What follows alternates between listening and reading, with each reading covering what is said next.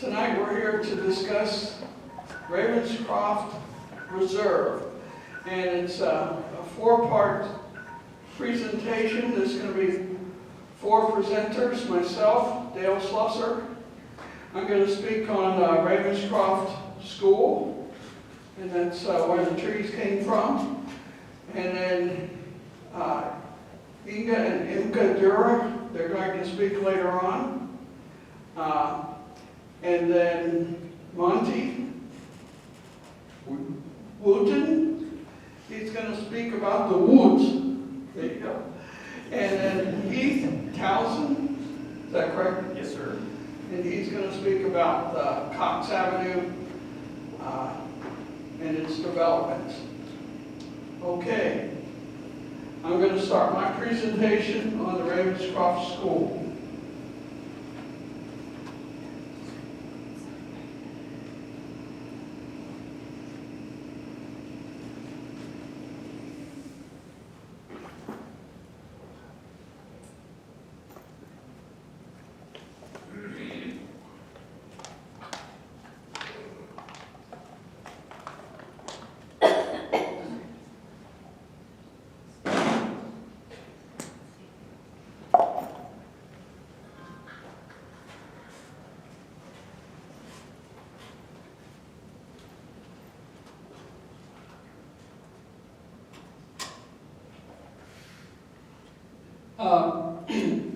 For the sake of time, I'm going to try to stick close to the script.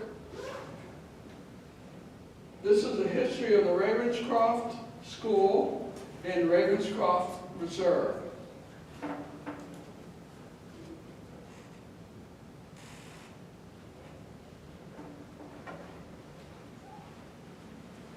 This engraving, which was entitled View of Asheville, North Carolina and the Mountains from the Summer House, was published in 1852 by James Edney, an Asheville printer.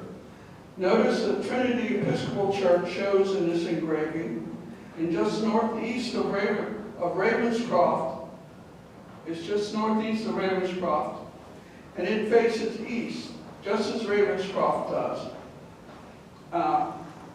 For reference, Asheville's population around this time in 1850 to 52 was 800 residents.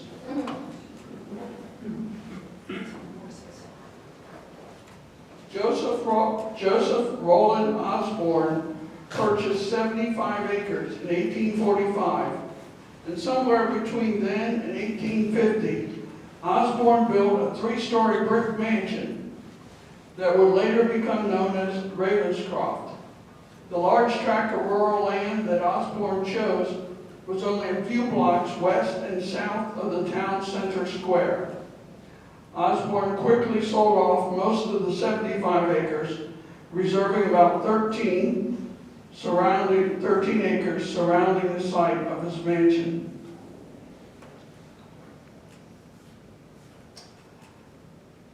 But then in 1854, Osborne sold the mansion and the 13 acres surrounding it to William Patton of Charleston for $5,500. William Patton was the first cousin of James W. Patton of Asheville.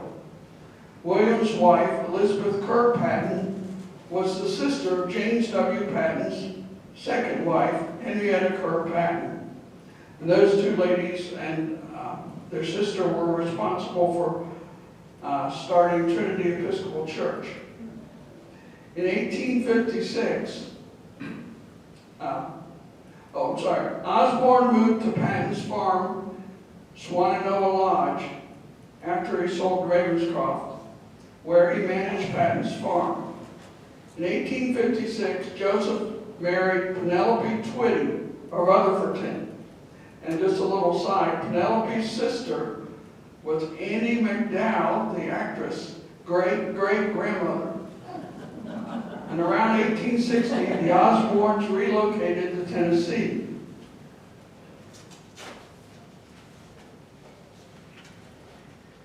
Reverend Jarvis Buxton was sent to Asheville in the late 1840s to establish an Episcopal congregation.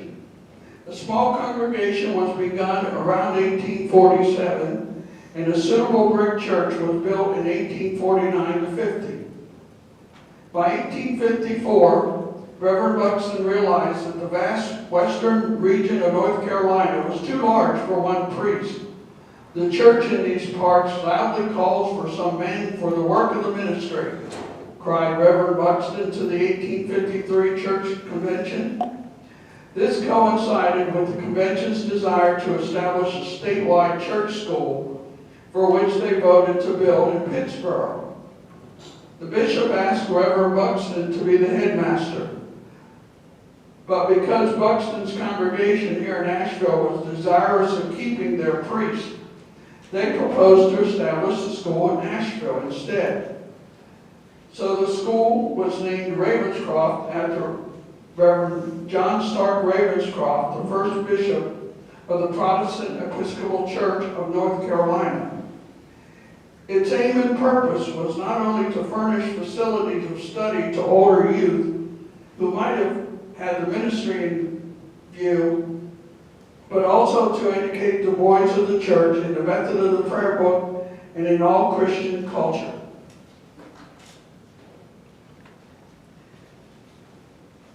On July 11, 1855, William Patton officially deeded the former Osborne property to Reverend Buxton, the appointed representative of the diocese. Though deeded directly to Buxton, the provisions of the deed stated that the property was conveyed in special trust, that Buxton will hold and appropriate the same as the site upon which to erect and keep up a classical and theological boarding school. Remember that will be important. And when he shall have been reimbursed all expenditures made by himself personally and indemnified against all personal liabilities incurred in its purchase and improvements, he shall convey the same to the trustees. Buxton began immediately to make the necessary improvements to convert the residence into a school. He had the builder team of Clayton and Shackelford erect a 3-story L-shaped addition to the west and a passage hall on the first floor, and a large dormitory, staff bedroom, and passage hall on the second floor.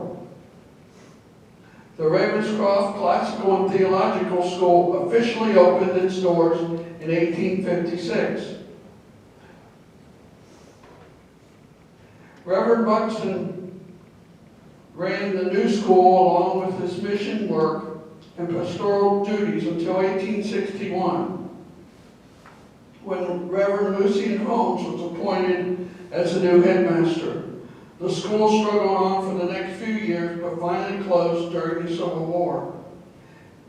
But on the restoration of the peace in 1868, Ravenscroft Institute was reorganized by Bishop Atkinson into an associate mission and theological school. That is, a school where postulants and candidates only for the holy ministry were received and instructed. Dr. George Wilmer was the first headmaster, but he was shortly replaced by F.J. Murdoch and then by Reverend David Hillhouse Buell in the fall of 1872. During the 1870s and early 1880s, life at Ravenscroft Associate Mission and Training School, under the direction of Dr. Buell, continued its slow but steady pace.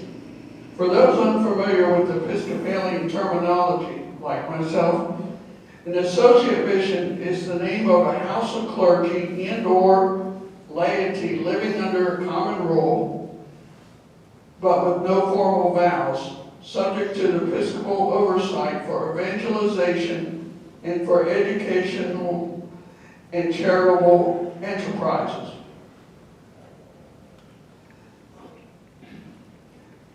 Bishop Atkinson died in 1881 and was quickly replaced by Bishop Joseph Mount Cheshire of the Episcopal Church.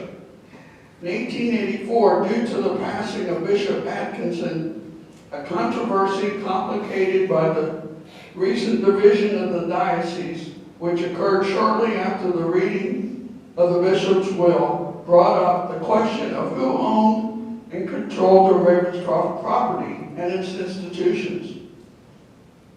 However, in the wranglings over the property control, it also came to light that the stipulations of William Patton's deed of 1854 had conveyed the property in special trust to be used for a classical and theological school. And so in 1886, the school, under the direction of a newly elected board of fellows, was split into two departments. The original Ravenscroft building was remodeled into the Ravenscroft High School for boys, which shows in this photo.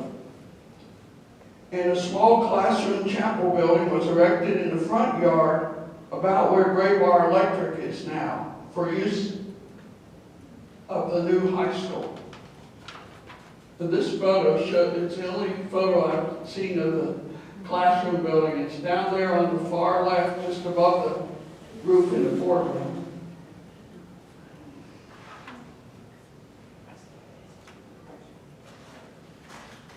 Before we continue the history of Ravenscroft, I'd like to point out that this 1887 photograph also gives us our first glimpse of the copse of trees that we now call Ravenscroft Reserve. The 1887 chapel schoolroom shows clearly in the left bottom corner of the close-up photo. As a result of the split of the school, the Ravenscroft Training School and Associate Mission found itself temporarily homeless in 1887, until it was rescued by the generosity of Mr. John Schoenberger, a warm personal friend of Bishop Lyman's, who donated $11,000 to erect a substantial building known as Schoenberger Hall.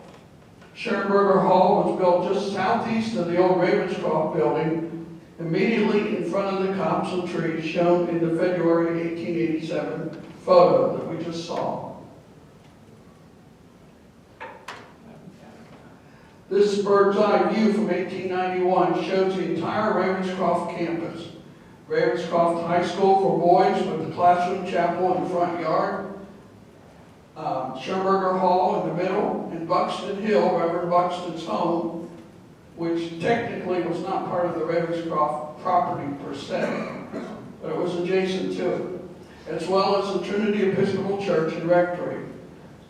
Again, notice the copse of trees west of Schoenberger Hall.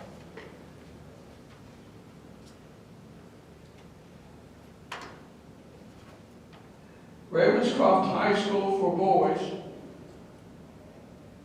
first opened in the fall of 1887 in the original building, with Harry A. Prince as headmaster. Prince was replaced within the year by his assistant, Haywood Parker, who carried the headmastership for the next year and a half until the fall of 1889, when Ronald McDonald assumed the leadership of the school. Yes, Ronald had a now unfortunate name. MacDonald was the son of George MacDonald, then a popular Victorian author and preacher. Ronald's wife, Verenda Blandy MacDonald, was an artist and former pupil of Victorian artist and art critic John Ruskin. Sadly, Mrs. MacDonald died of tuberculosis at Ravenscroft in 1890 at the age of 33. She is buried in the Riverside Cemetery. MacDonald worked out his 5-year commitment, but he resigned in 1894 when he realized that not enough students had enrolled to make it fiscally viable to continue. The Board of Fellows of Ravenscroft managed to quickly hire another Britisher, Mr. Toynbee White, to assume the operation of the high school. After only a year and a half, White resigned the position, and the board hired Frank Valentine, another Britisher from Bowman's Bluff. He moved to Bowman's Bluff, North Carolina.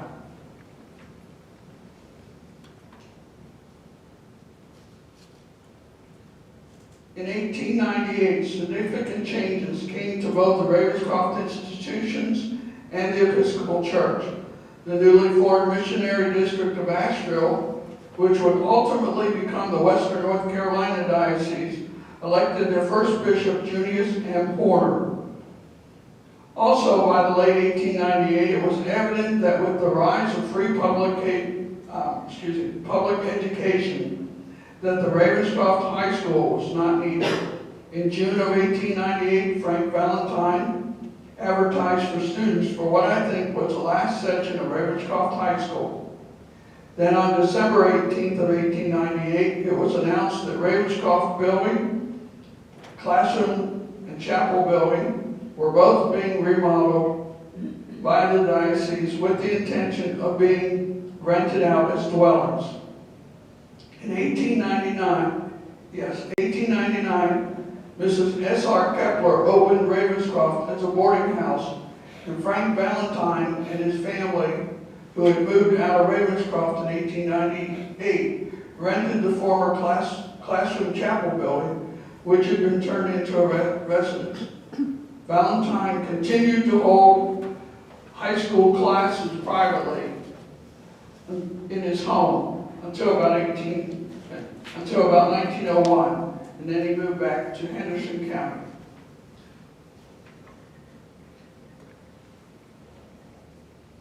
The new missionary district decided in 1899, in addition to remodeling the Ravenscroft High School into dwelling units, to also subdivide the 13-acre property and build 2 speculation houses on 2 of the lots. They're at 75 Church Street and 93 Church Street. And those residences are still here. In 1911, the Ravenscroft building was finally sold out of the diocese, and it was sold to Roger Lamson, who first leased and subsequently sold it to Nellie Hyman, who opened it as a boarding house named Belvedere. In 1912, Hyman added a Smith & Carrier designed 10-room brick addition to the south. It remained as the Belvedere until the 1930s. Then it was bought by Lena Buckner in 1938. She changed the name to the Buckner House, which also included a few adjacent cottages. The Buckner House lasted only 2 years. Then it was sold in 1941 and 1942 to Maine Martin as the new proprietor. And she changed the name to the Biltmore Inn. Finally, in 1943, W.H. Nolan and his wife purchased the old Ravenscroft boarding house and opened it as Chateau Nolan for the classy, huh? For the next 2 decades, until 1966, when they sold it to Walter Deal, a former lodger. Deal owned the Asheville Acceptance Corporation, which he moved into the old Ravenscroft house in 1967.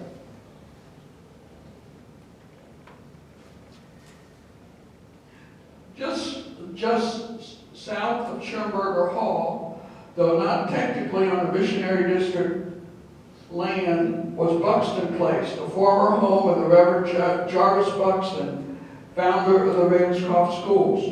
The Reverend Buxton's daughter, Mary Buxton, had inherited the home following the death of her father in 1902. Mary, not surprisingly, opened a portion of her home as a boarding house named Buxton Place. The other portion of the home was leased to the North State Fitting School. The school was privately owned and operated by John Muncie Roberts and his wife, Margaret Elizabeth Hines Roberts.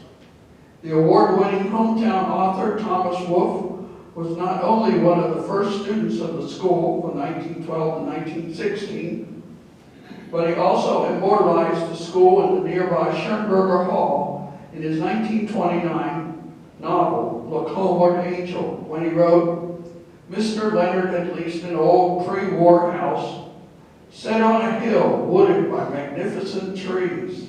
Hear that? Magnificent trees.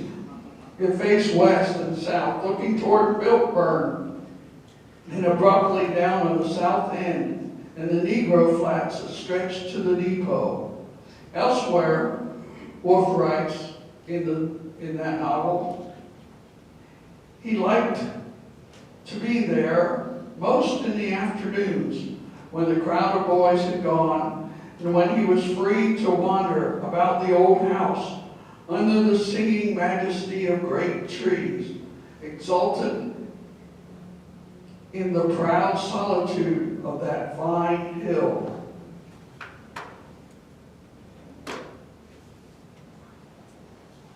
This 1912 photo shows the early development of the Ravenscroft grounds and the terrain as it was during Thomas Wolfe's attendance at the North State Fitting School. In the lower close-up photo, we see Schernberger Hall. It's kind of hard to see amidst the canopy of trees.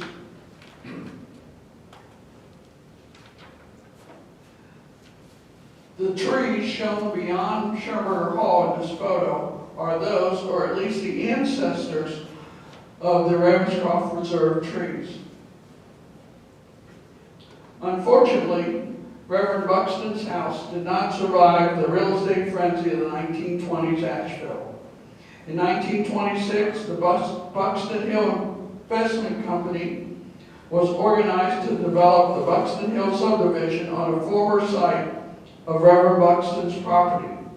Not only was the house demolished, but the entire hill was also removed and lowered about 20 feet, leaving a cliff-faced dirt bank along the property of Schernberger Hall. All this area now is called South Slope.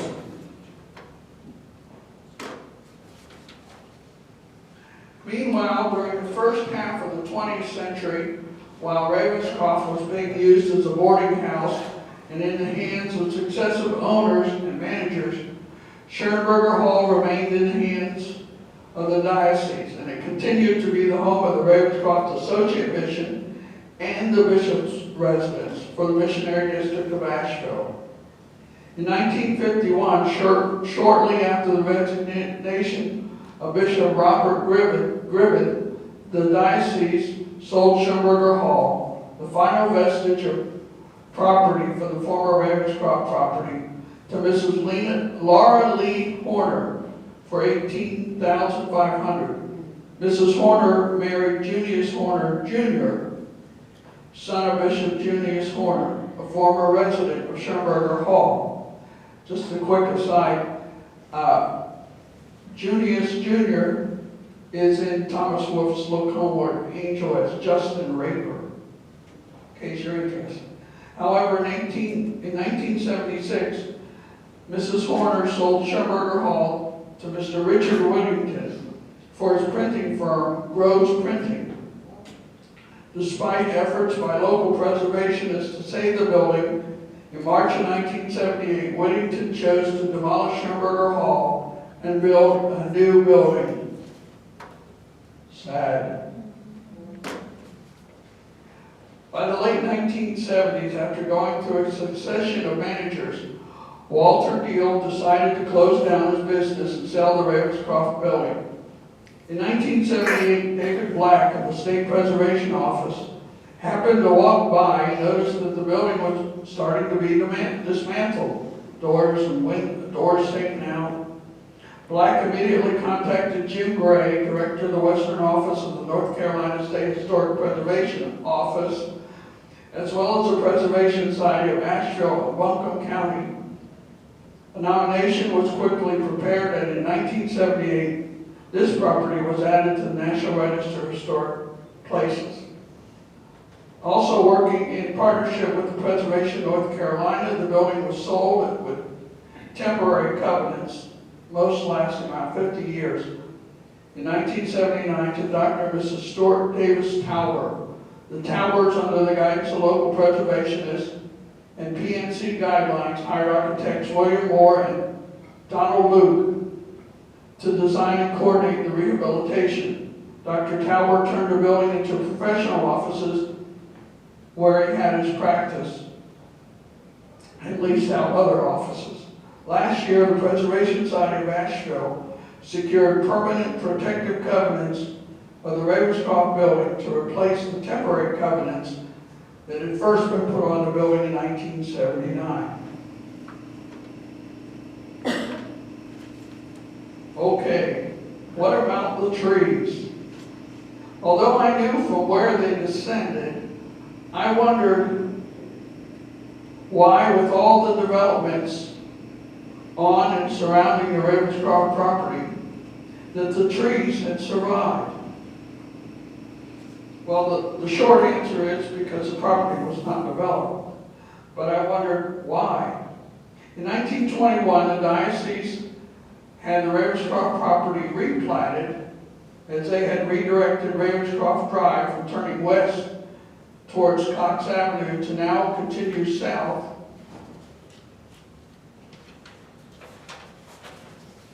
through the Schumberger Hall grounds to connect with the new Collier Avenue at the bottom of the hill in the new Buxton Hill subdivision.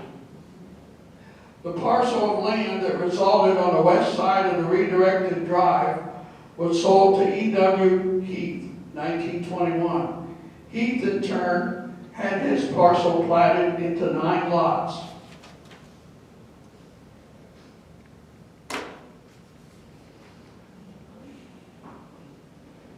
E.W. Keith was the son of Reverend J.H. Keith, a Methodist minister who had a pastor in Asheville in the early 1880s.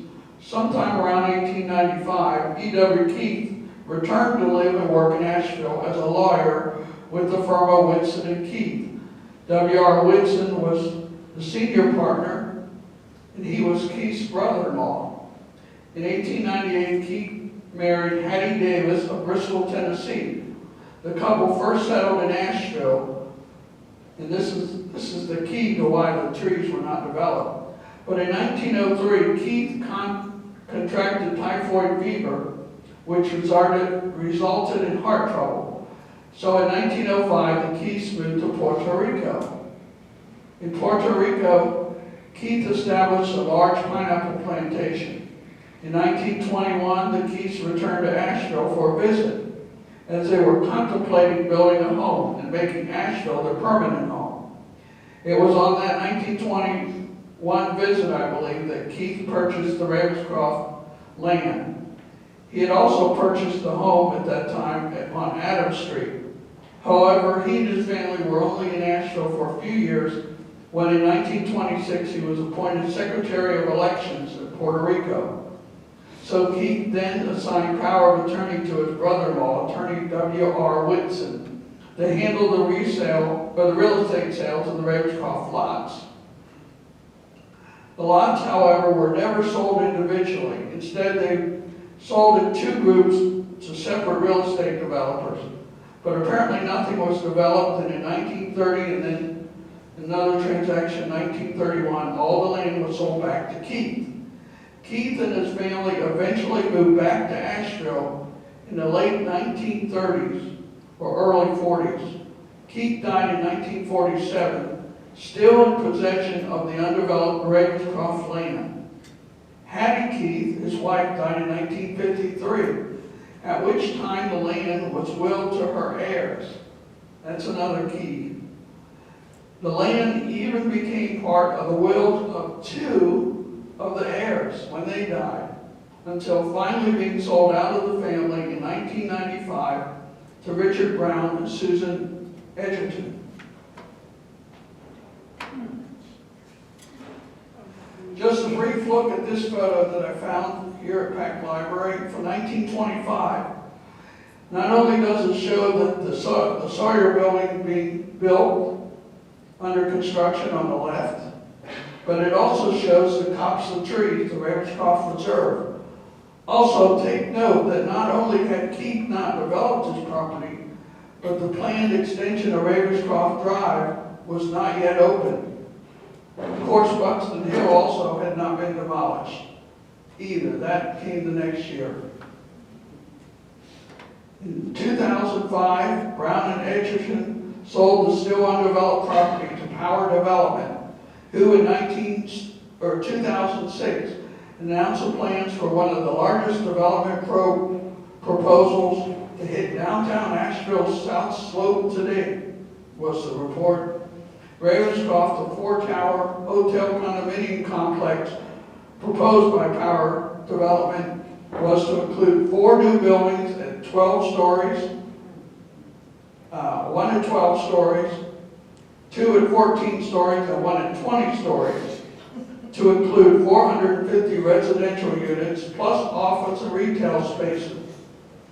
But residents of the adjacent Collier Motor Building, sounds like a group of rabble-rousers come out of that building, which had converted to condos in 2002. This group was led by resident Jonathan Scott, who voiced their concerns that the grading and construction of the new development would destroy a small grove of roughly 50 old southern red oaks that straddled the property line.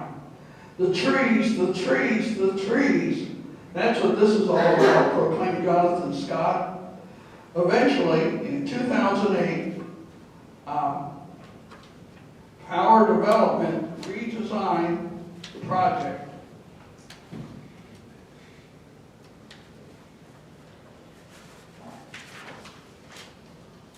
At which time Jerry and David Payne, who were the owners of Power Development, significantly reduced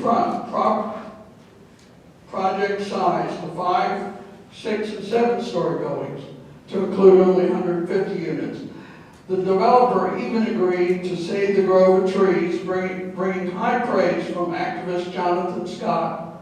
Scott praised the developers for going back to the drawing board and reducing the scale of the project. He also praised the developers for saving one of downtown's last remaining groves of hardwood trees.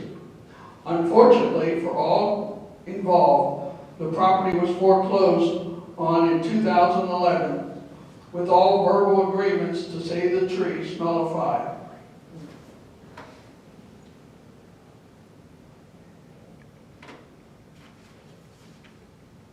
In 2013, the property was sold to Collier Avenue Properties, a subsidiary of Tribute Investments, which in 2015 submitted a proposal to remove the trees and build a 5-story building at 11 Collier Avenue, which would contain 48 multifamily units and 2-level parking garage.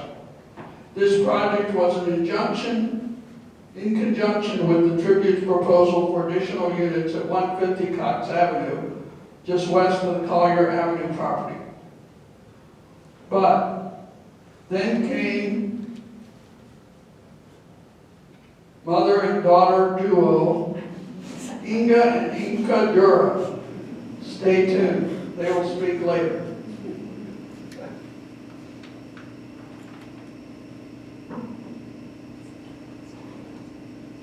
Now we're going to hear, who's next? Heath Towson.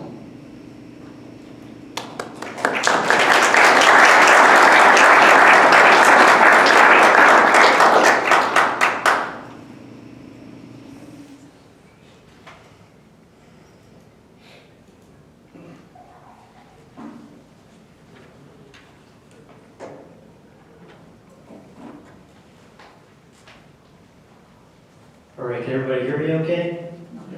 Hey, good evening. My name is Heath Towson, and I'm going to talk about some of the automotive history in the South Slope, and specifically related to the Sawyer Motor Building, which is adjacent to the Ravenscroft Reserve, and is part of the bigger overall historical context of this neighborhood. So, as far as kind of picking up where Dale left off, when this area was demolished in the early 1920s, it was to create Asheville's first automobile district. And it started in about 1923. And what had happened was the two Coxe brothers, Frank and Tinge Coxe, sold the original Battery Park Hotel to E.W. Grove. And his original intention was to keep it was a beautiful Victorian wood structure. His original intention was to keep it, but it burned down later in an accident. And so it was demolished. And then also the hill that it stood upon above the city was raised, and all the dirt was used to fill in a ravine, which became Coxe Avenue. So the picture we have here is from the demolition of Buxton Hill in 1926, and you can see where they're excavating a lot of the dirt there. So at the time, Buncombe County was really ahead of a lot of other towns our size in that we had a road improvement commission, which was founded in 1900. And so there was a fair amount of roads that were paved with what was called macadam, which is a Scottish paving technique of using ground up rocks and stones. And it was used initially to pave many of the roads going through the Biltmore estate. So some of this was kind of spurred by George Vanderbilt and his development at the Biltmore estate. So one of the kind of luminaries of the area is Eugene Costin Sawyer. And picking up with what Dale mentioned, he is an alumni of the Ravenscroft School. And he's also got prominent family history in Asheville. He's the son of James Pinckney Sawyer, who is a famous Confederate soldier from the war and was praised highly by Governor Zeb Vance at the time and became Captain Sawyer later. And he's the grandson of Isaac Sawyer, who was Asheville's first mayor. And as I mentioned, he is an alumni of the Ravenscroft School. Now, what's significant about the Sawyer family is they were all very good business people. So his father, James Pinckney, was involved with banking and many other small businesses in the area, which seems to influence Eugene, as he was a very creative businessman and involved in a lot of different areas of town. So he's known for kind of being the only game in town as far as automobiles were concerned at the time, and brought one of the first automobiles to Asheville in 1900, which was an automobile called the Locomobile, which is a steam-powered car. And he brought it as a promotional item for Octagon soap. His brother Clarence had a grocery store on Pack Square, and they brought this new horseless carriage parked outside to advertise Octagon soap to bring more people into the store. And then later they kind of rode around on it and got it to a blistering 30 miles an hour. So what was unique about Eugene was, we're going to talk about it in a minute, he actually started out selling bicycles and kind of growing bicycle culture in Asheville. And similar to the Wright brothers, a lot of people that were cyclists were very mechanically inclined, and as you see with the Wright brothers, they were interested in internal combustion engines, kind of retooled bicycle parts to create their first glider. So Eugene did a similar thing. He built his own car with a 2-cylinder Brennan internal combustion engine and kind of spare bicycle parts. And this was later sold to Rutherford P. Hayes' son, President Rutherford P. Hayes, to his son Rutherford B. Hayes, I'll get that backwards, who was a developer of West Asheville. And so he did a lot of development around Haywood Road. And Rutherford Hayes used this contraption on his farm as a mower. He kind of repurposed it into a mower, and one day the story is told that the governor broke off the mower while he was mowing, went out of control and crashed into a tree and destroyed itself. So the machine really took on quite a life of itself. So Eugene founded what was originally the Asheville Bicycle and Automobile Company, which later turned into the Sawyer Motor Company. So this is a picture of a 1900 Locomobile, just so you kind of have a little bit of context of what it would have looked like and what it would be to ride around the rough streets of Asheville in this automobile. So Eugene started selling bicycles in around 1890, and this was a very popular time.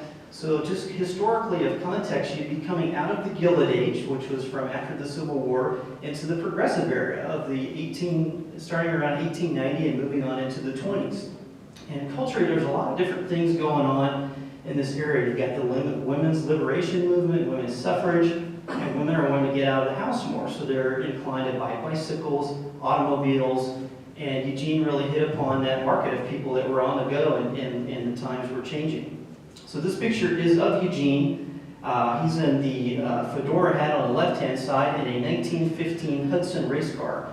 And at the time of this picture, he was selling Hudsons. And this is kind of an early open-wheel race car like you would have seen at Indianapolis for some of their first races. So some of the early transportation in Asheville. So like I mentioned, Eugene began selling bicycles in 1890. And one of the famous bicycles he sold was the Eagle. And it was significant because it had aluminum wheels, which at the time most bicycles were wood-spoked rims, which tended to break and were not as resilient.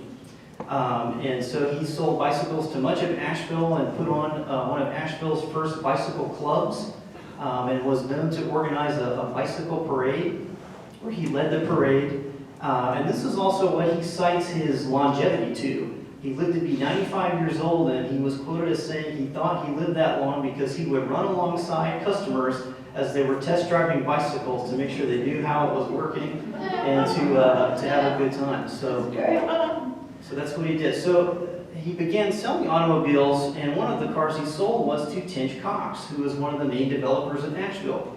And this was a one-cylinder Cadillac internal combustion car, and it was what they call a one-lunger. It only had one cylinder, and so if you're wealthier, you obviously have more cylinders in your engine. And they'd say, you know, I passed a one-lunger on the hill, and it was really struggling. So that's kind of where that came from. So he transitioned to selling only cars in about 1907, and at the time he was selling a couple different brands, Hudson and Essex, which are some early American vehicles. One of his main customers was George Vanderbilt. George Vanderbilt loved automobiles, and some of that came from his cousin Willie K. Vanderbilt, who started the Vanderbilt Cup race, which was a big open-wheel race held in the Northeast. And he sold several vehicles to George Vanderbilt. One of them was a 1904 Chalmers Detroit, which is the car company that eventually became Chrysler Motors and was built in Detroit, Michigan. And the other was a more high-end vehicle, the Stevens Durre in 1913. And this was a car that Edith Vanderbilt drove a lot and was significant because it was one of the first cars with electric headlights, which is pretty neat. So this is what a 1901 Cadillac looks like, a little bit different than a 2018 Escalade. It's a one-cylinder, and it's a little bit more advanced in that you actually have a steering wheel, whereas most vehicles at the time had a tiller, just like driving a boat. And this is the actual Vanderbilt Stevens Durre, which is a beautiful car, and this one was actually customized for Edith. It's got her initials monogrammed on the doors, and it's still out of the Biltmore State. I think it's in storage, but it's only about 1 of 14 left in the United States. So it's a very significant automobile. So as time went on and more people started buying cars, the roads were improving. There was a lot more demand for cars and also the growing car culture in the area. So this picture is of the first 1909 Dealers Association down at Pack Square. So this led to, as Eugene's business grew, it led to the development of needing a new building. So we've got this area now designated by the city as the Automotive District of Asheville, Coxe Avenue. So Eugene moved from, he had a small dealer building on Church Street where he sold his bicycles and cars, and then moved to a new building on Coxe Avenue, which is the Sawyer Motor Building. And it started out with just 2 stories. So you had the first story, which was the showroom, and then another story for service and parts, and then there was also access to the roof to park more vehicles on top. So as you can see, it started out as a 2-story building in 1925, which he quickly outgrew by 1926. And the picture on the bottom was when they actually added on the 3rd and 4th floors. So the reason this was done in multi-level construction, as you know, in the area, there's not a lot of big spaces of open land. So to have a larger amount of cars in inventory, you've got to go up. So that there was a series of ramps, kind of like a parking garage inside of the parking deck that you would drive all the way through the building to the top. And the first level was the showroom, the second floor was the service department, the third floor was the body shop, and the fourth floor was inventory parts, and then there was even access to park another 50 to 100 cars on the roof. So, like I said, it's built up and not out. So this is a picture of the Sawyer Motor Company about 1928, and at this time, Eugene had picked up the franchise for Dodge and Graham Brothers trucks. So everybody knows Dodge is still around. Horace and Maxwell Dodge were the 2 Dodge brothers. And then there was the Graham Brothers, which built trucks using Dodge drivetrains in Indiana. So he was selling heavy-duty trucks. These later were Federal and white trucks that he sold. So this kind of helped establish some of the early car culture in Asheville. A lot of the people became fascinated with cars and found that they were really practical. Kind of for context at the time, you didn't really have a lot of streets that were graded well. It was very steep for horse and buggies to get around. So the really only ways to get around in Asheville until the advent of the streetcar line in 1889 were walking, riding a horse, or pushing your bike up a very steep hill. So having a car really helped out a lot for deliveries, for doctors, for people that were traveling salesmen, things like that. For people that were wealthier and wanted to go touring around the countryside, it became a new part of the tourism.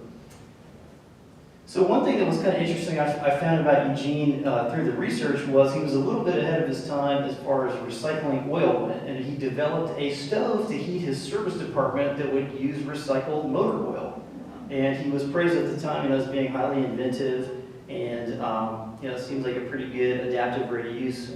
Maybe not as good. There wasn't as much awareness about the emissions from that at the time, but nonetheless, it was a good reuse.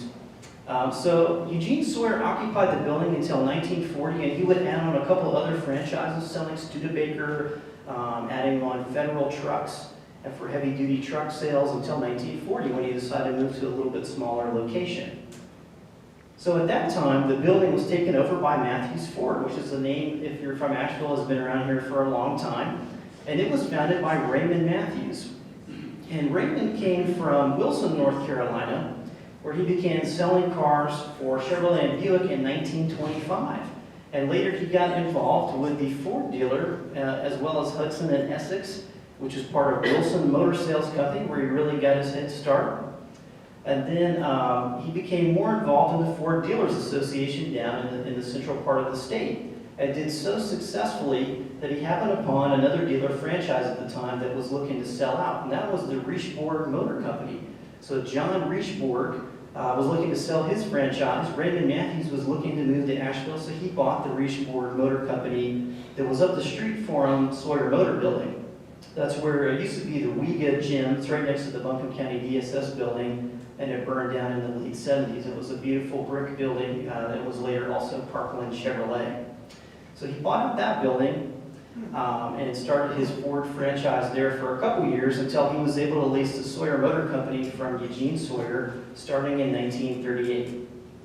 And in this picture you can see he actually took over the franchise that sold Ford, Mercury, Lincoln, as well as Ford tractors at the time, which had previously been known as Fordson tractors. That was headed up by Henry Ford's son, Edsel, at the time.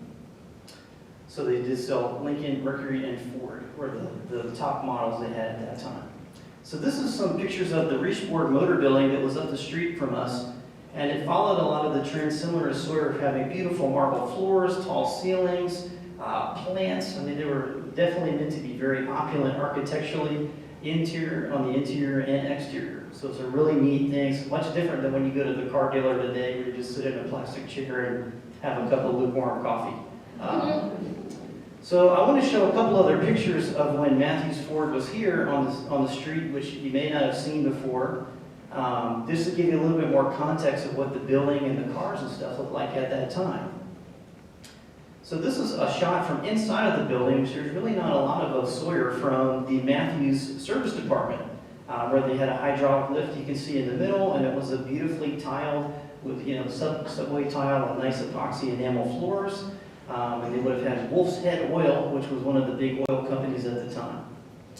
These are a couple pictures from the ground floor, and I was fortunate to get these from Charlie David, who was one of the managers at Matthews Ford for a long time, where he worked, and this is where they sold a lot of Ford accessories. So at the time, hot rods, custom cars were starting to get really big in the 50s, and people wanted to get more than just the standard items for their car.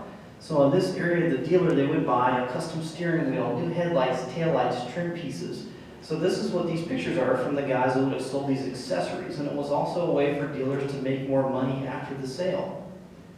So one of the things that was kind of cool was on the counter, you can see back there, it's very tiny, but it spoke out to me immediately, was there's a custom steering wheel here for Ford, which looked like that. That was one of their top sellers in the 50s. So it was a really neat piece for hot rodders and customizers to add to their cars.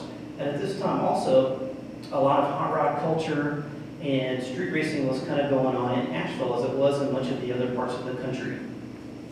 So one of the things that was interesting was, I don't know if anybody here is familiar with the movie Thunder Road, starring Robert Mitchum. It's a great B-movie cult classic about moonshiners in Asheville.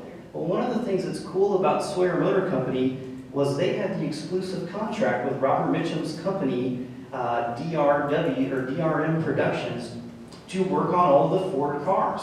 So at night, when they were done beating up cars, chasing them all over the street, they would take them to Matthews and they would work on them in the evening. Unfortunately, I don't think Robert ever stopped by. He was too busy carousing up at the Skyland Club up on Talent Mountain. But that was one of the things that was really cool, I thought about it, to have that connection to the building and the area.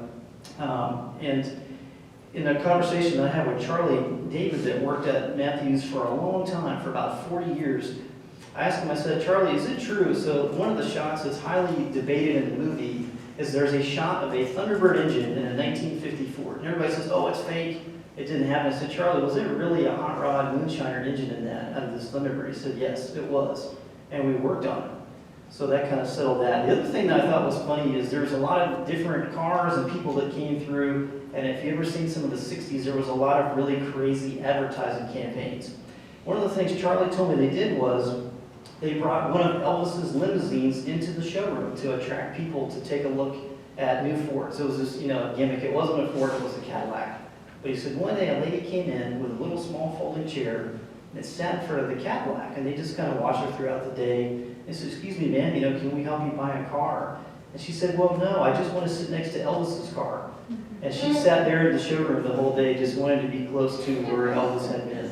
So there was a lot of interesting things that kind of came through that building. So this is another shot of the building. This is actually when Matthews was moving to their new location on Biltmore Avenue, which has since been torn down. But it was right at the edge of the cusp of time where Skyland Automotive was getting ready to move in. So one of the people that took over was Ed Schoaf, and he at the time was president of Skyland Motors. And so they moved into Sawyer in 1960. So Ed Schoaf later bought into the business, but Skyland's is one of our oldest car businesses that have been around since 1936. And their original building was down at 162 Coxe Avenue, which is now lofts and condos. It also houses Tasty Beverage if you guys like to buy beer down there. It was a really beautiful building. So Ed Schoaf began working with Skyland in 1953 after he graduated school and later worked his way up and became an owner, purchasing his share in 1959. And then later he added one of the first Mercedes franchises in the state, which is pretty interesting, as well as Jeep, starting in 1961. And Ed worked for Skyland from 1953 until the year 2000 when he retired. So he'd been with the business for about 46 years. This was their used car lot, which was down on the corner of Banks and Coxe, which I think is so cool. This is from about 1936, just judging by the kind of cars that are out there. They had another location that was where Ben's Tune-Up is now, which has housed multiple car dealers. The first picture I started off with was the Matthews used car lot, which was on that site. So this was an ad from when they first moved into Sawyer in 1960, and at the time they said we'll have lovely prizes for all the ladies, and there was even a raffle for a free TV. So how about that? Pretty good.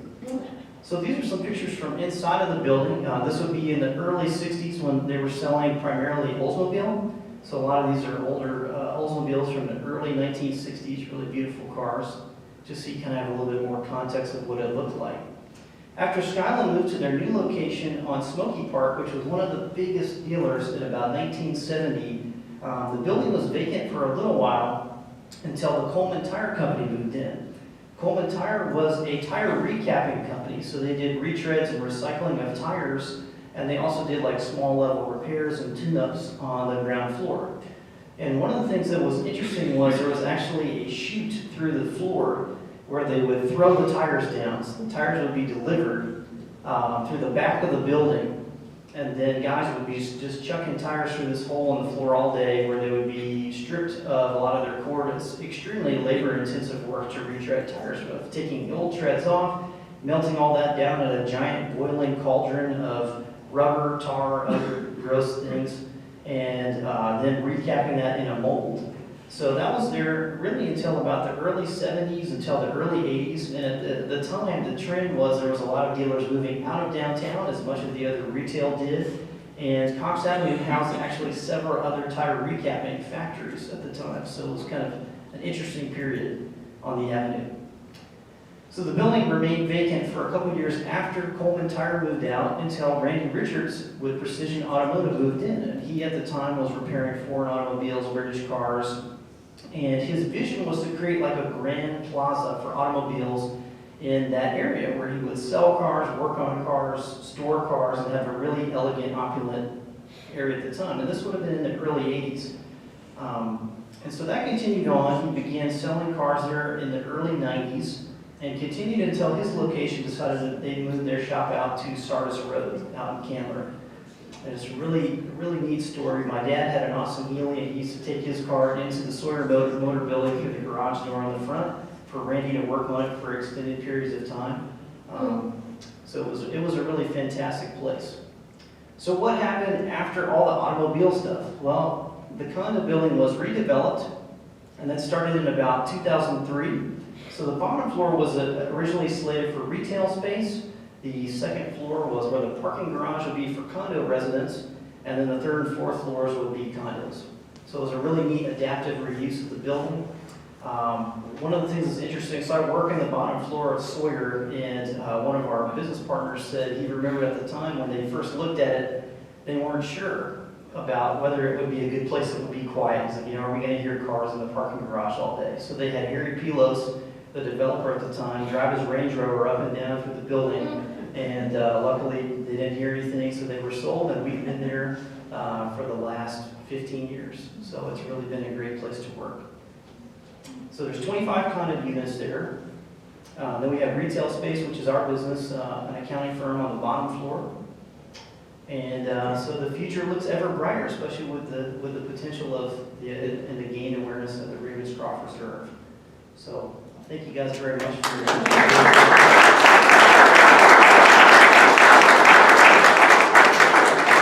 now I'd like to introduce Monty Wooton, who is a forester in the area that's put together a really great report on the Ravenscroft Reserve, really shedding a lot of scientific evidence and information on the property. So everybody give it up for Monty.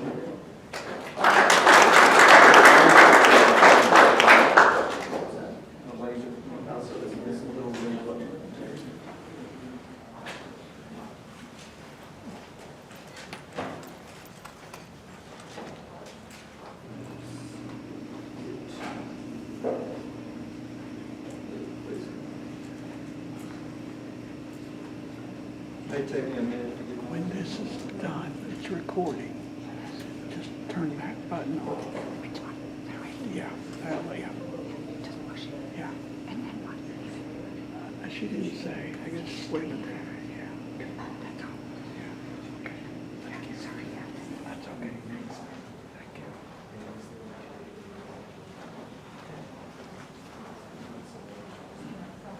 Well, I thought that was good. Can you hear everything? Okay. I thought those were both good. Thank you very much for our presenters for the history. I'm going to shift a little bit and be fairly brief, but go into the present right now, what currently you have at the preserve, or reserve. And then kind of dream a little bit and think about the future. So let's see if we can do this. All right, so I've got right here, you can see the Collier Woods. And one thing, let's see if I can, no, I don't think I get any. Can y'all see that okay? It's a little bit far enough for the people in the back. But as we know, it's about half an acre of property, has about 50 trees. Most of these are oak trees in good shape, I mean in fairly good shape. All trees that get that oak, especially in urban environments, tend to have some problems, but you know, in generally healthy trees. The thing that's interesting to me when I was looking at these woods and looking at Asheville in general in woods is where some other properties that have trees are, where the forest canopy is. In Asheville, I think the study I've seen is about 45 to 50% of the area has a forest canopy. Most of that's residential. So when you start moving downtown, you get much less. You know, may have 10, 15% in a lot of areas. So of course, when you look right here, which we're just south of downtown, South Slope, you know, there's probably only 15% maybe of the area is covered with forest canopy. We can look over here and see there's a little strip down here between Ashland and Coxe. There's a little strip over here. towards, this is where Martin Luther King comes into Biltmore. And if we look south, there's another oak stand, and this is where Lee Walker Heights is.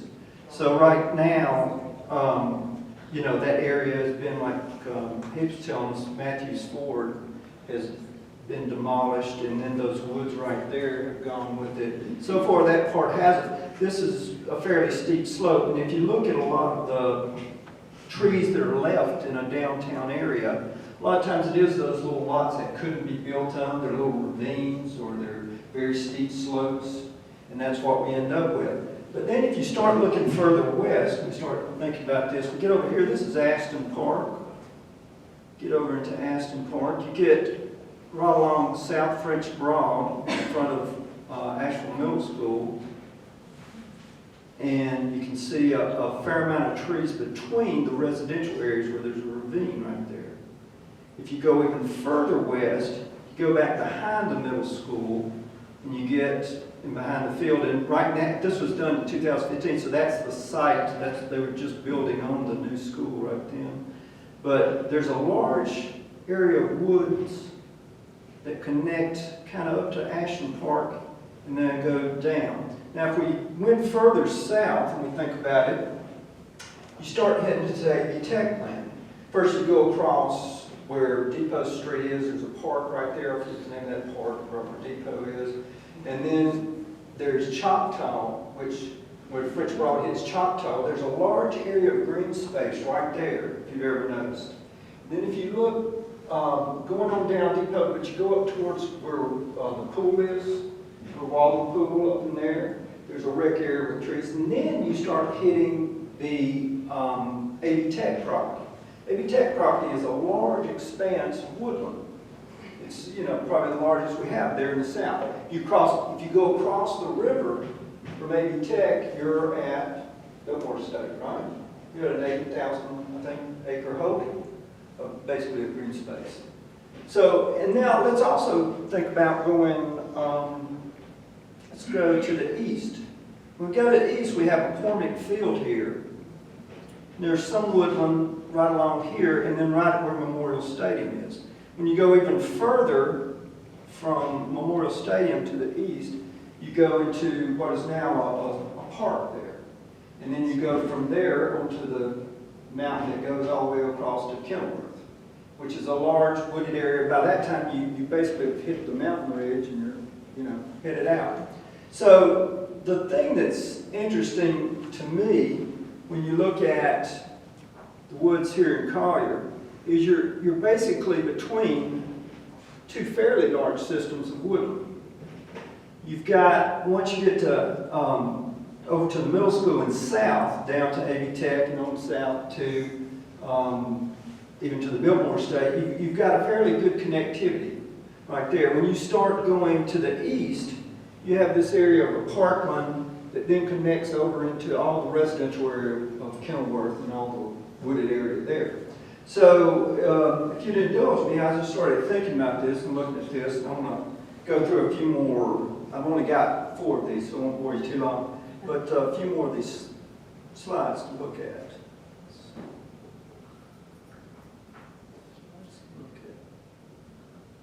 So one thing, it's a little bit easier for me to think about this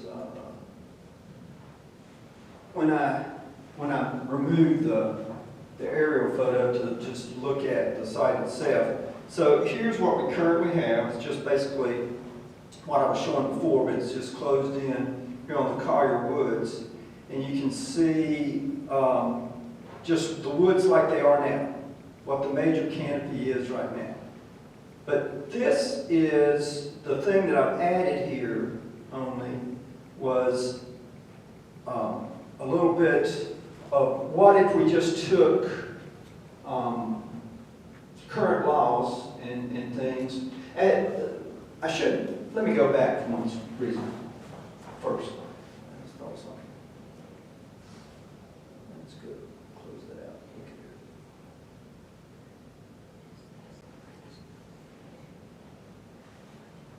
There are a lot of areas when we start looking at this.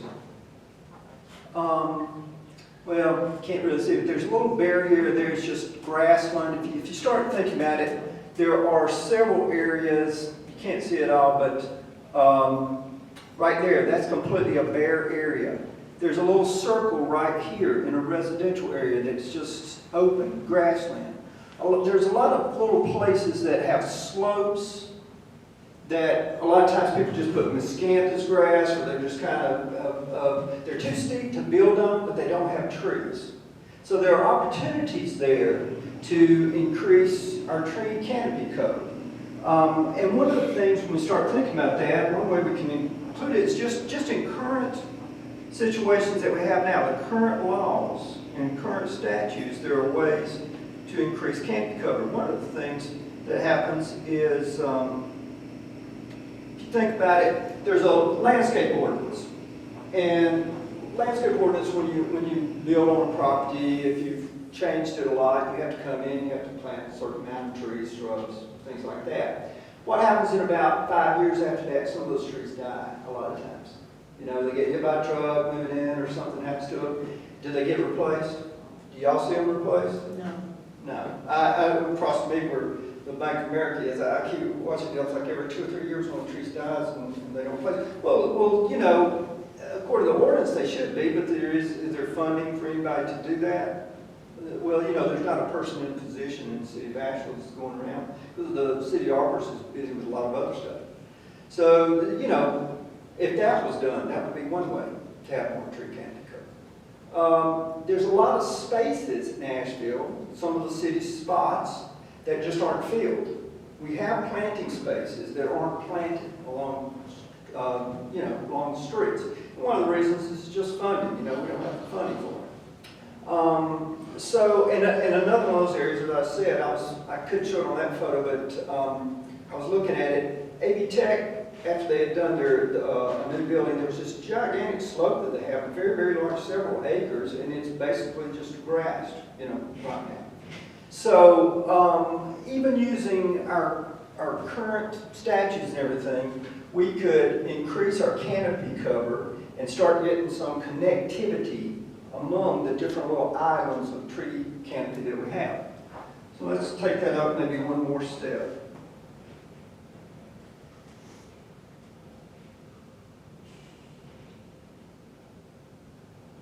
So there are other things that could be done also. When you go one more step up, you know, in some developments in some towns, there are rain gardens, which is basically an idea, you know, that treats the water coming off of the parking lot. That would increase your canopy cover. There are green roofs where people, you know, plant on top of a roof structure. When a building changes, it gets planted on top. It gets reserved. So there are some ideas that we could take a little bit further. If we think about the woods here at Collier, one of the things that's happening is it's treating water, it's treating air, it's buffering sound, and as we go forward, that's going to be more and more important. Right now, even not even thinking about climate change, we just think strictly about heat islands. There's a great deal of difference when you're over here on Coxe Avenue versus if you're down at Amboy Park on the river or something. You know, during the middle of summer, there could be a 10 degrees difference. It could be a significant difference. So increasing canopy cover is one way that we can alleviate that. And then if we start even going beyond this and start thinking even further, would there be a way to have incentives if we really got serious about wanting to increase our canopy cover? Would there be a way, in some way, to have incentives that we could connect from here to here to here to that property that goes all the way to McCormick Field to that tree? Would there be a way to connect over towards Federal Avenue, towards Choctaw, and end up over towards the AV Tech property? Simply by planting trees along some of the streets, along some of the vacant spaces, could we increase our canopy cover to that point? So that's where I see kind of the future and the relevance of a piece of property like the Collier Woods. Why it's an important piece. It's an important piece for now, for what it does now, but it could also be even a more important piece for the future. For it can radiate out to these other connections, these other forests, and make it all a better environment for the city. Okay? That's what I want to talk about. Oh, yeah. How old are the trees in Collier Woods? Well, the short answer is I don't know. And the reason why, when I was doing the report, typically, I should have done this answer, but he was asking what was the age of the trees at Collier Woods, and I don't know. I made a guess on that. Typically, if I was going into a property, I would bore trees. There's an instrument that you bore trees, and you put this little extractor in, and you pull it out, and you count the rings. Since it was not our property, my property especially, when I was doing it, or I didn't have landowner's permission to do it, I basically just observed them and didn't do that because I didn't know if they wanted me to or not. So, but obviously, I should say obviously, from their height, we can make a pretty good guess because tree age and height has a very strict correlation, especially if you have a pretty good idea of the soil. And so, you're looking at 100-year-old trees or better. Yes, I'm sorry. Oh, okay. 2 points. Yeah. Who owns Collier Woods now, and does the city of Asheville have some sort of protection for the larger trees? Okay, and I'm going to defer my answer on that to Ms. Durre. You may want to cover it now or during your presentation. Yeah, let's do a presentation. During the presentation. Okay. Yes. Yeah, I'm Stephen Hendricks. I'm chair of the tree commission. Yes. Urban Forestry Commission, we're changing our name, but Okay. what you're talking about is the reason we're recommending the city develop an urban forest master plan and hire an urban forester so we can make all these connections and have plans, policies, and programs in place so that we won't have to fight every battle for Collier Woods over and over again, so that we have something, a future direction, and the city can be proud of what it develops. As you develop a city and get denser and denser, you have to build the green space along with that. And that's just something that's going to have to be a cost of doing business. I think applaud your efforts. I think it is a question of will, of the public will of doing it. I think what I want to show is it's technically possible. It's very technically possible. It's just, it's a matter of will and putting funding behind it. There are a lot of cities that are already doing it, and so we have a lot of models. We're already working with the city on ordinance revision process, and we're having a symposium next month. It's already sold out, but hopefully we're going to live stream it. All right. Urban Forest Symposium, November 14th. Okay, that was November 14th. 14th, All right. And so with that, I'd like to give it over to Inge and Inge. There's that piece too, if you want.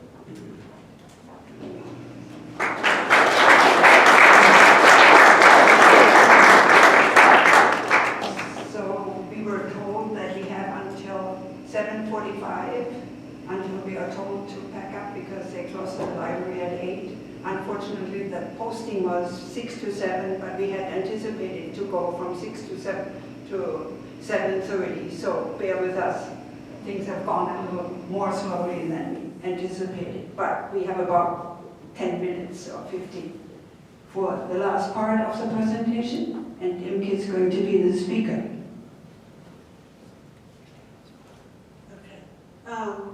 So thank you for sticking with us. I'm going to try to be brief here and leave a little bit of time for questions. But apparently we either finish up in the next half hour or we'll be here for a long time longer. So let's see. I'm Imke Durre, and this is my mother. So it happens to be my mother, Inge Durre. We both live in this firework building. In fact, I moved in 2002, right when the building was made available. And my mother moved here in 2011. And so happens she actually lives in the unit that was previously owned by Jonathan Scott, who was mentioned by Dale earlier. That connection is basically coincidental.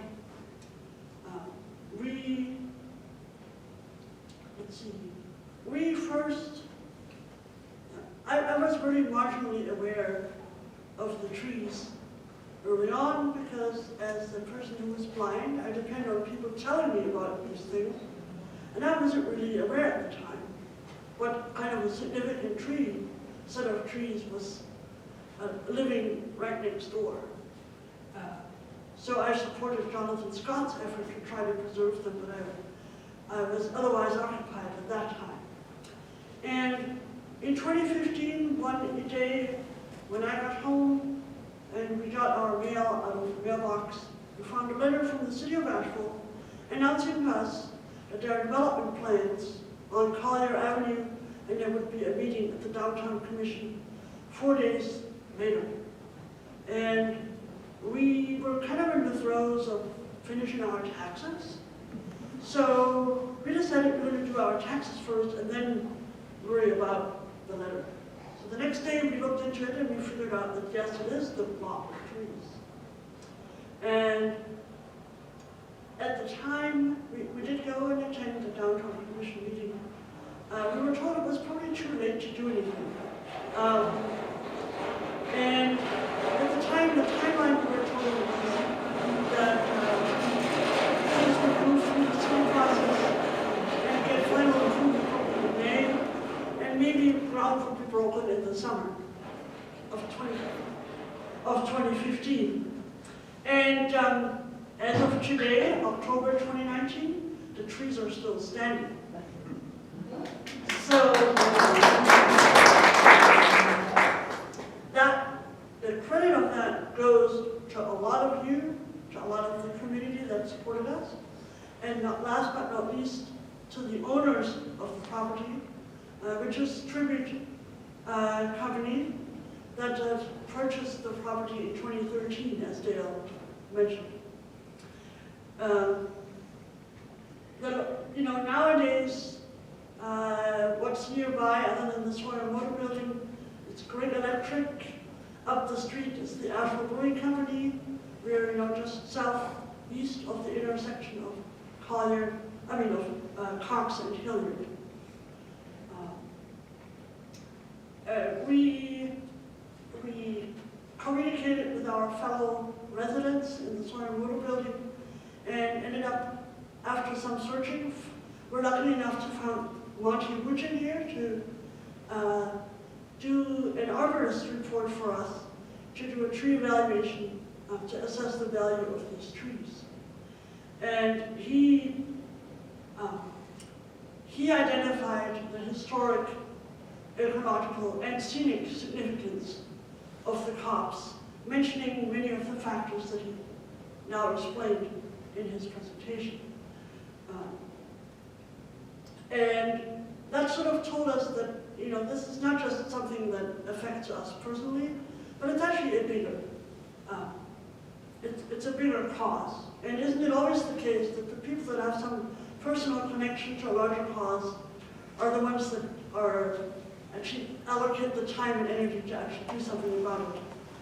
People who advocate for pedestrian issues often are people who are pedestrians or who know someone who is a frequent pedestrian. So I think it's the same in our case. We did next submit a petition to the city of Asheville to take a lead in preserving this set of trees. I had never submitted an online petition before. I thought, well, maybe we'll be lucky if we get 100 signatures. 3 days later, we had 100 signatures. And we ended up with about 1,100 signatures in the end. At the time, 1,181. And we worked with a number of other organizations locally. We started to build some support met a lot of new people who are no longer new to us now.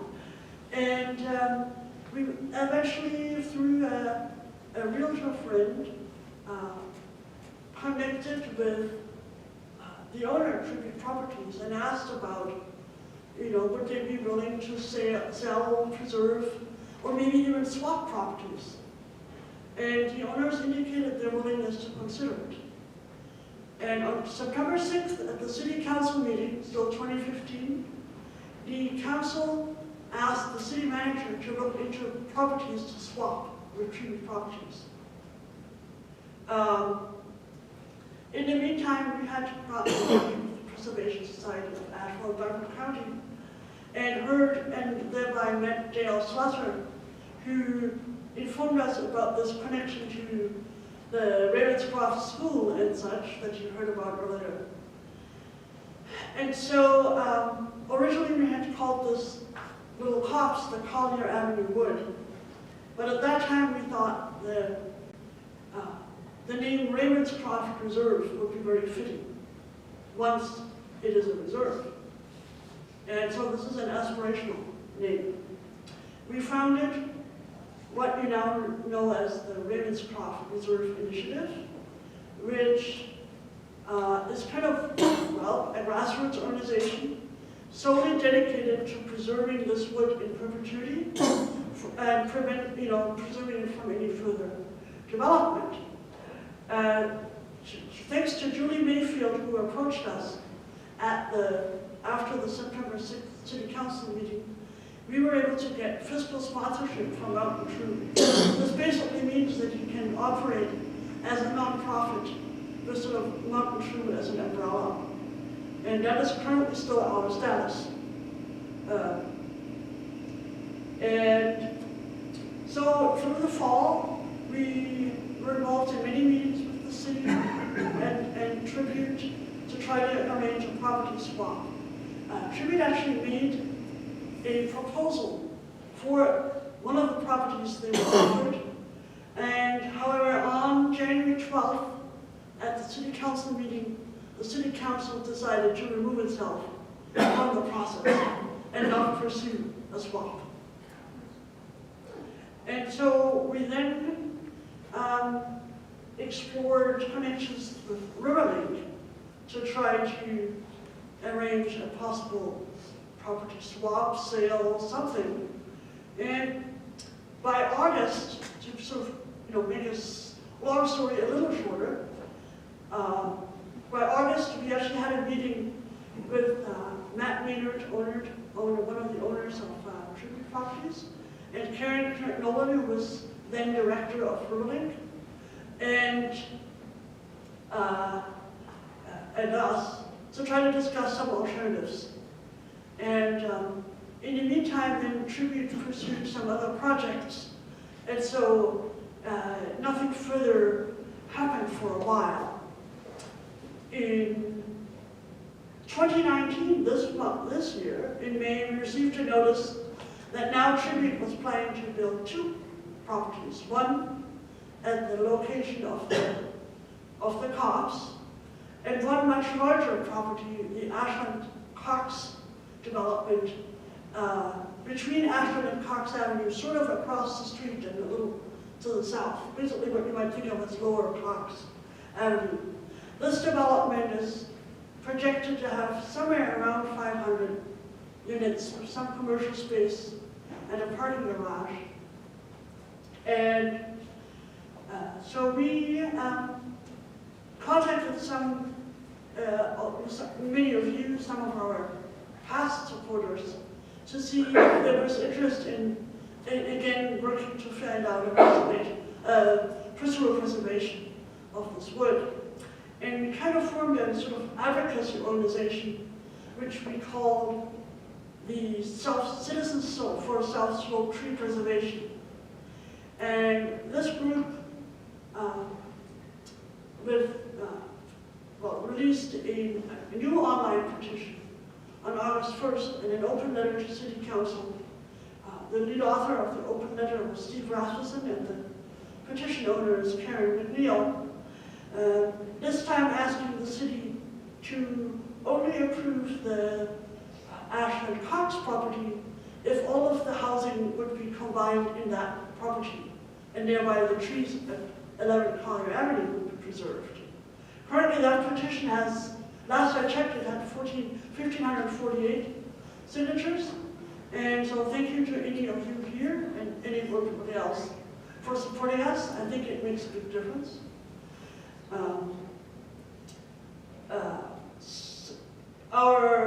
In general, we've been growing some support both in the neighborhood, in the South Slope, through attendance at neighborhood meetings. We've communicated with members or the organizations officially, such as the Asheville Tree Protection Task Force, members of the Preservation Society, the Tree Commission, the North Carolina group, as you can tell, that's why we're here. Obviously, all the signers of the petition, the chapter of the Audubon Society, and the Coalition of Asheville Neighborhoods. So one reason I believe, and Monty touched on this, one reason why I think there's a growing support for preserving our tree canopy is growing knowledge about the importance of trees, both on a global scale in terms of carbon absorption. You know, you may have seen the studies saying if we just planted 1 trillion trees, then we would go a long ways towards mitigating a lot of carbon emissions. Well, one way that also means we need to make sure we keep trees. And so I think a lot of people are thinking about that these days. But more locally speaking, we looked up some statistics.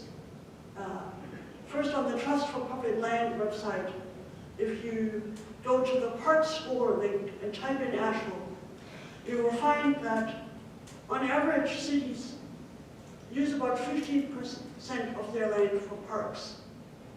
In Asheville, it's 3%.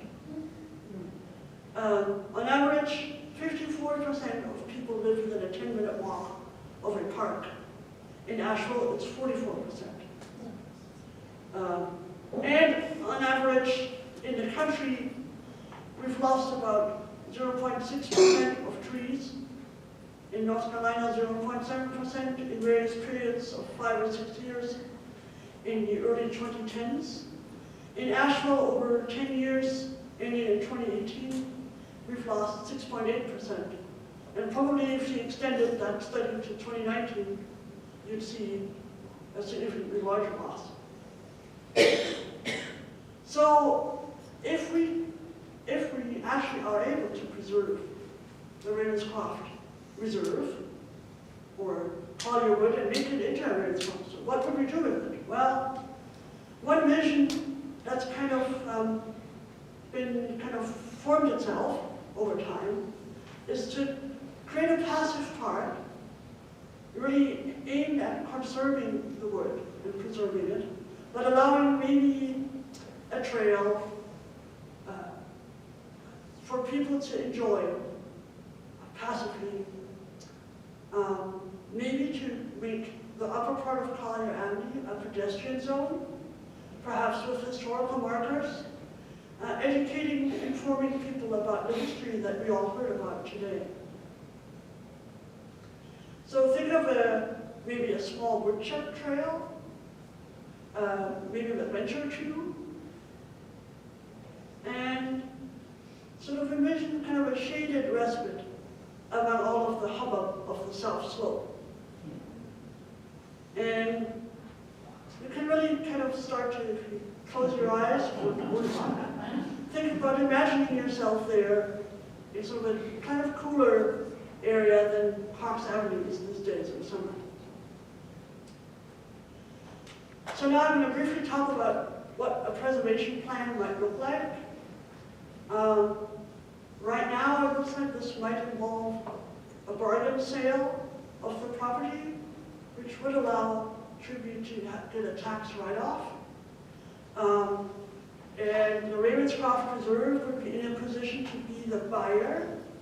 This would require probably some significant help from the community raising. We would also assume that we would hope that we could find an entity like maybe Romic, maybe the Trust for Public Land, maybe another entity that could hold the conservation easement to this property that would ensure preservation in perpetuity. And then we would also need to organize some cleanup of the property and ongoing maintenance to ensure that the trees stay healthy and the property really is preserved.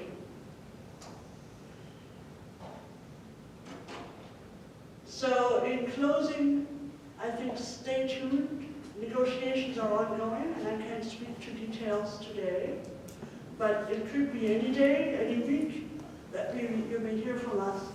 So if you are interested, on our last slide here, you can see our email address.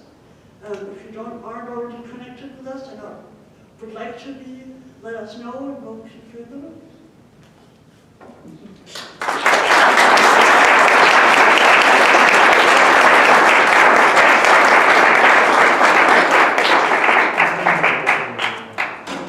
Are there any questions? Can you answer that question about the city of Asheville and their rules and regulations about removal of large trees? Is there such? Well, we don't have adequate ordinances right now. We're trying to improve that, but it's a process. We want to get something better. First step of changes before the city council by the spring.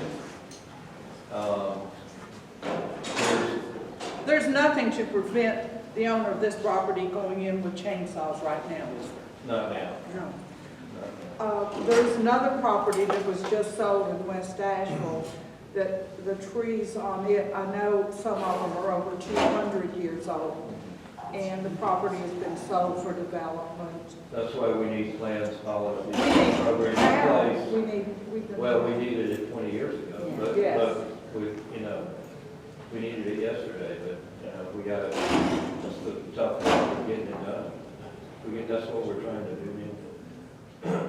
Is there an organized effort to push this? With Yeah. whom? Who is the organization? Who's doing Well, this? if you will go on the Greenworks website, you'll see there's a symposium next month, and it's maxed out now, but I think there's 60 people on the waiting list. But we'll be talking about some of these things at that symposium, and you can probably live stream it. We're going to set up a live stream. There's a lot of interest. We need to change policy. Okay, next. There's another person that has raised her hand. Hi, I'm Kathy Walsh, and I'm with the Elijah Mitchell Audubon Society, which Imke was referring. In addition to keeping the trees for all the reasons that have been mentioned, you may have heard about the tremendous loss of birds that has been chronicled. 29% of the birds in the United States and Canada have been lost. One of the things that keeping the Collier Woods would do is provide habitat for birds. There's such fragmentation of habitat. Monty, your idea of trying to get a corridor, that's a migratory path then for birds. It's really important. So it's not just for us, but for birds and wildlife. And I loved your cartoon depictions of birds in your slides. I'm so glad you included them because they're being tremendously impacted by this loss of habitat as well. And we benefit a lot from the birds outside our windows, always. The gentleman in the back?